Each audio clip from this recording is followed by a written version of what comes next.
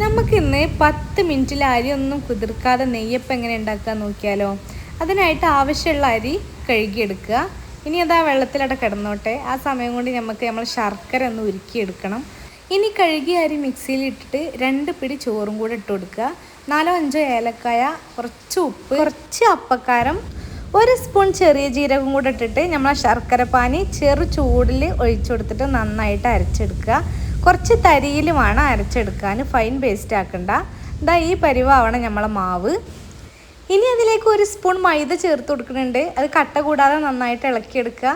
1 spoon എള്ളും കൂടെ ചേർക്കുക, നന്നായിട്ട് മിക്സ് ചെയ്യുക. ഇനി നമുക്ക് തേങ്ങാക്കൊത്തൊന്ന് വറുത്തെടുക്കണം. എണ്ണ ഒഴിച്ചിട്ട് തേങ്ങാക്കൊത്തൊന്ന് വറുത്തെടുത്തിട്ട് നമ്മളെ മാവിലേക്ക് തേങ്ങാക്കൊത്ത് ഇട്ട് കൊടുക്കുക. ഇനി അതൊന്ന് നന്നായിട്ട് മിക്സ് ചെയ്തിട്ട് ചൂടായ എണ്ണയിലേക്ക് ഇട്ടിട്ട് നമുക്ക് നെയ്യപ്പം ചുട്ടെടുക്കുക. മാവ് എണ്ണയിലേക്ക് ഒഴിച്ചിട്ട് കുറച്ച് സമയം വെയിറ്റ് ചെയ്താൽ ഇതുപോലെ അപ്പം പൊന്തി വരും. ഇനി അത് 2 സൈഡും നന്നായിട്ട് മൊരിയിച്ചെടുക്കുക. അപ്പോൾ നമ്മൾ നെയ്യപ്പം ഇവിടെ റെഡി ആയിട്ടുണ്ട്. അപ്പോൾ അത്രയേ ഉള്ളൂ. അരിയൊന്നും കുതിർക്കാതെ തന്നെ നമ്മൾ നെയ്യപ്പം കണ്ടോ നല്ല ആരെടുത്തിട്ട് അടിപൊളിയായിട്ടുണ്ട്.